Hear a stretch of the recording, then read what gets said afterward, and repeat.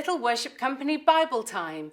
My name's Jo, and I'm going to tell you about my favourite time of the whole year, Christmas. I love family being together. I love Christmas trees, I love Christmas carols, and I especially love the Christmas story. This Bible story is based on the book of Luke 1 and 2, and it's called The Baby King is Here. What clues am I going to find in my bag today that will help with the story? Oh, it's a lamb! Everybody knows that kings are big men, covered in jewels. They have long robes and have really tall, sparkly crowns. The story today doesn't start with jewels and it doesn't start with crowns, but it does start with a few sparkles. Mary was very busy sorting out her home for her mama. She was a good girl. She loved her family and she loved God very much. She was just coming to the end of her day when a flash of light shone across the whole room. She was so shocked she fell to the ground, shielding her eyes from the light. A voice came through the light. "Mary, do not be afraid. I bring you news of great joy." Mary couldn't help but be afraid. She looked up and saw a man in dazzling white clothes, holding out his hand to help raise her to her feet. "Who are you?" she asked. "I am the angel Gabriel. I have been sent by God to tell you that you have been chosen and you will have a baby." Mary couldn't believe that this was possible and declared, "But I haven't even got a husband yet. Joseph and I are not married."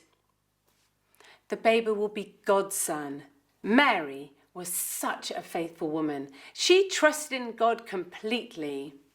So Joseph had to take Mary to Bethlehem, and she was now very pregnant. As Mary and Joseph set off on their journey, some men in another land were also about to start a journey of their own. 3 stargazing wise men had spotted a very special star in the sky. They knew it was important and that it would lead to someone very special. They prepared some fine gifts, saddled up their camels and started off on their long journey with no idea where they were going to head to. Meanwhile, Mary and Joseph were coming to the end of their travels.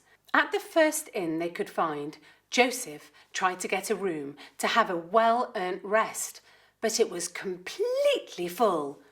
Joseph knew that there were a few others in town, so they made their way to the next, and the next, and the next, but all of them were full, and something was starting to push and jiggle in Mary's tummy.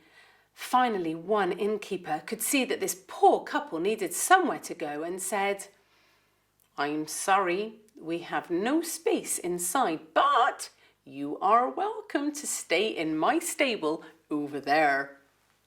Joseph thanked him profusely and took sweet, tired Mary to the stable. They didn't mind anymore.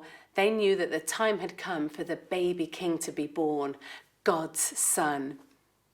While Mary prepared herself for the arrival of her new baby, Gabriel, the angel, had a few other people to visit. Some shepherds were up on the hill above Bethlehem, admiring the unusual star, when a group of angels landed in front of them. The shepherds were terrified and clung to each other, shielding their eyes from the bright light. "Gentlemen, glory to God! A baby has been born. Follow the star to meet him. He is the King of all the world." Mary cuddled her precious baby called Jesus. She knew that this boy would change the world. She was staring into his beautiful eyes when she heard a knock at the door. She laid the little baby Jesus into the manger as a group of excited, dirty, happy shepherds wandered in. and they bowed before the baby and placed a little lamb at his feet. When another knock was heard at the door. What a different and spectacular sight! 3 splendidly dressed wise men were standing at the door. They saw the baby, and they too bowed down. All praise to baby King Jesus. I bring you gold. I bring you frankincense. And I bring myrrh. As the unusual group gathered around the baby Jesus, the angels surrounded them, singing the most glorious songs into the sparkling, starlit sky. There were no crowns for this king, were there? No palaces, no royal news in the royal newspaper, but never would there ever be a king like this one again.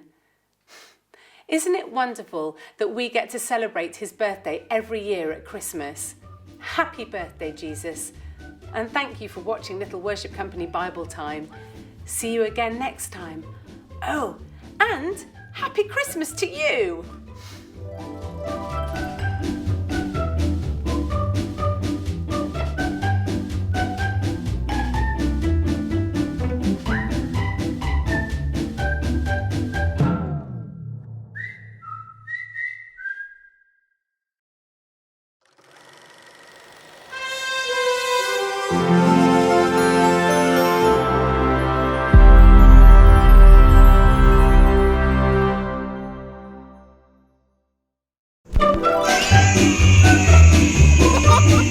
To be the first to watch Little Worship Company Bible Time stories, you can subscribe here, or you can click here or here to watch more fun and inspiring videos.